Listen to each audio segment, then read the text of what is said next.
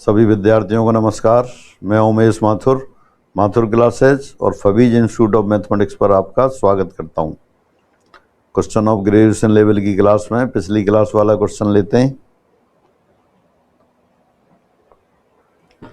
Question 61, फलन F Z बराबर 2 iota Y किस बिंदु पर विश्लेषिक फलन है?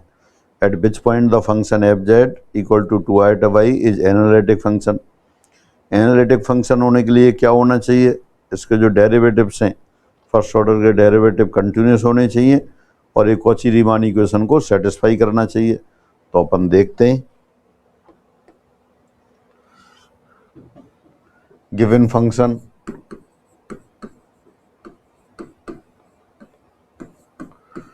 F Z equal to 2 iota Y, या कह सकते हैं u plus iota v equal to 0 plus 2 iota Y.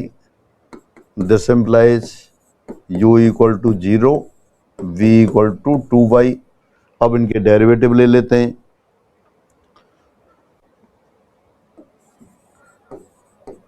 Del u over del x 0 हो गया, del u over del y ये भी 0 हो गया, del v over del x ये 0 हो गया और del v over del y ये 2 हो गया। चूंकि del u over del x not equal to del v over del y at any point, किसी भी बिंदु पर,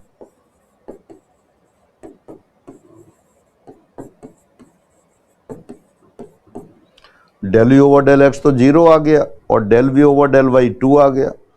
तो कोई भी पॉइंट हो किसी भी पॉइंट पर बराबर नहीं होंगे, यानी कि CR इक्वेशन सेटिस्फाई नहीं हो रही। अर्थात CR equations are not satisfied.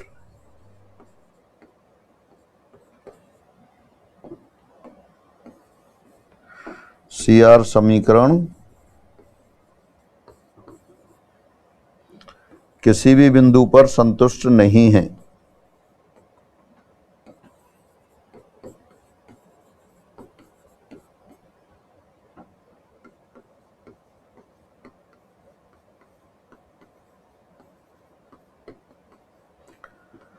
तो इसका मतलब क्या है?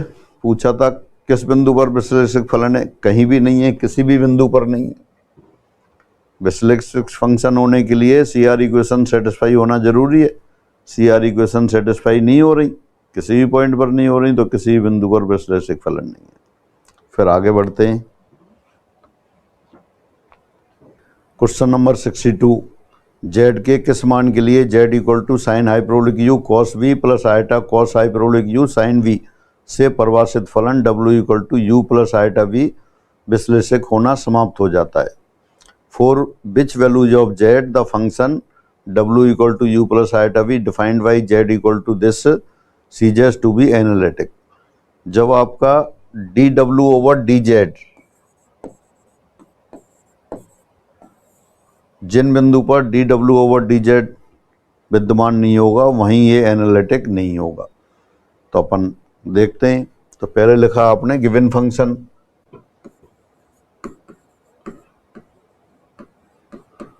Given function W equal to U plus iota B, लेकिन इससे पहले अपन जो Z दे रखा है वो लिख देते हैं।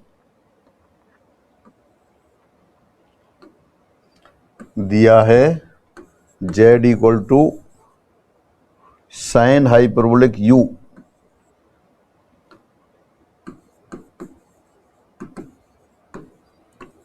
Cos V plus iota cos hyperbolic U sine V। ये नंबर 1 ले लेते हैं। लेना तो आपको del W over del Z है, तो पहले अपन डेल Z ओवर DW निकालते हैं। DZ ओवर DW ये किसके बराबर होगा? DZ over DU। तो this equal to DZ over DU, पहली वाली टर्म ली, साइन हाइपरबोलिक U का हो गया cos hyperbolic U, cos V as it is plus iota times cos hyperbolic U का हो गया साइन हाइपरबोलिक U और sine V as it is. ये नंबर 2 ये अपने पास आ गया D Z over D W. और फर्स्ट और सेकंड सब्ट्रैक्ट कर देते हैं वर्ग करके। अब 1 स्क्वायर माइनस सेकेंड स्क्वायर से, तो वो तो है जेड स्क्वायर, और ये हो गया D Z over D W whole square. तो देखिए एक टर्म साथ साथ लेते हैं। पहले अपन कॉस बी वाली टर्म लेते हैं। पहले वाले में करेंगे sine hyperbolic square U cos square B, और सेकंड वाली इक्वेशन से आएगा cos hyperbolic square U cos square B. तो आपने लिखा ये sine hyperbolic square U minus cos hyperbolic square U into cos square B. ये -1 के बराबर होता है, डायरेक्ट लिख सकते थे पर अभी मैंने एक टर्म लिख दी। फिर साइन वाली टर्म लेते हैं, plus eta square sine square भी पहले से तो आएगा, साइन स्क्वायर भी कॉमन लेते हैं तो minus cos square cos hyperbolic square you, और सेकंड वाले से आयटा तो माइनस भी आउटसाइड ले लेते हैं। ये आएगा अपने पास cos hyperbolic square U minus sine hyperbolic square U into sine square we.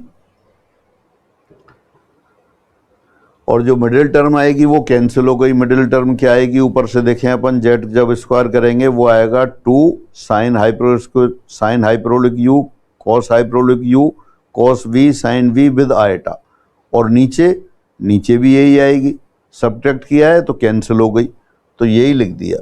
तो ये किसके बराबर हो गया, फिर ये बराबर हो गया, यहाँ से आपका -1 आ गया और ये -1 आ गया, इनकी माइनस कॉमन ले लिया, cos square V plus sine square V, यानी कि ये फाइनली 1 के बराबर हो गया।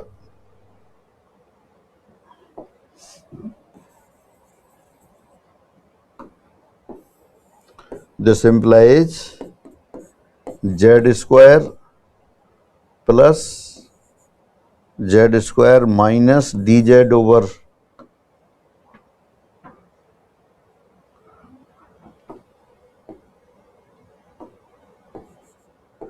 dz over dw whole square किया था, तो आ गया z square minus dz over dw whole square equal to -1, यानी कि यहाँ से आ गया dz over dw whole square equal to Z square plus 1।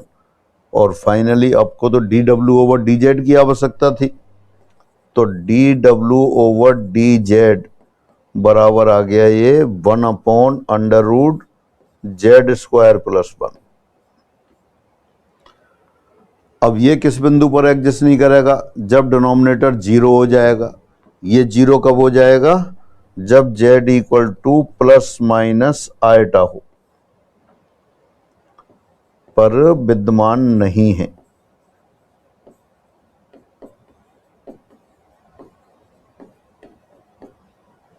जो कि z बराबर प्लस माइनस आयटा पर विद्यमान नहीं है। इसका मतलब कौन सा आंसर आ गया, z equal to plus minus iota आ गया। एक बार स्टार्टिंग से देखते हैं। क्वेश्चन दे रखा है z के किस मान के लिए z बराबर ये से परिभाषित फलन w बराबर u प्लस आयटा भी विश्लेषक होना समाप्त हो जाता है। तो आपको देखना था कि dw ओवर dz जिस बिंदु पर ये संभव नहीं होगा उसी बिंदु पर विश्लेषक नहीं होगा। तो dw ओवर dz निकालने के लिए अपन ने क्या किया, पहले dz ओवर dw कैलकुलेट किया। z दे रखा है आपको, z बराबर दे रखा था sine hyperbolic you cos b plus iota cos hyperbolic you sine b, तो z लिखा। फिर dz over dw, dz over dw dz over du के बराबर है, तो dz ओवर du आपने कैलकुलेट कर लिया, यानी कि dz ओवर dw आ गया। अब z है dz ओवर dw है, दोनों को वर्ग करके घटा दिया, z square minus dz over dw whole square किया। ये छोटी सी कैलकुलेशन काम में ली आपने, तो वो -1 के बराबर आ गया। यहाँ कॉस हाइपरबोलिक ये आप सभी जानते होंगे। जैसे अपने पास रिलेशन होता है cos square theta plus sine square theta 1, उसी तरह cos hyperbolic square theta minus sine hyperbolic square theta बराबर 1 होता है। हाइपरबोलिक फंक्शन का बेसिक रिलेशन है, तो ये आपने यूज किया और फाइनली आपके पास आ गया D Z over D W whole square बराबर जेड स्क्वायर प्लस 1। लेकिन आपको तो डी डब्ल्यू ओवर डी जेड चेक करना था, तो रेसिप्रोकल ले लिया, डी डब्ल्यू ओवर डी जेड बराबर आ गया 1/√जेड स्क्वायर प्लस 1। ये कब एग्जिस्ट नहीं करेगा? जब डिनोमिनेटर में जीरो आ जाएगा। डिनोमिनेटर में जीरो यानी कि जेड स्क्वायर प्लस 1 जीरो हो जाएगा, यानी Z equal to plus minus eta होगा, यानी कि Z equal to plus minus eta पर यह विश्लेषक फलन नहीं होगा। तो ये आपका अगेन 2023 संस्कृत डिपार्टमेंट का क्वेश्चन हुआ। फिर आगे बढ़ते हैं। अब ये क्वेश्चन आपके लिए होमवर्क है। क्वेश्चन 63, एक कण सरल आवर्त गति से गतिमान है जिसका आवर्तकाल t है, तो महत्तम विस्थापन के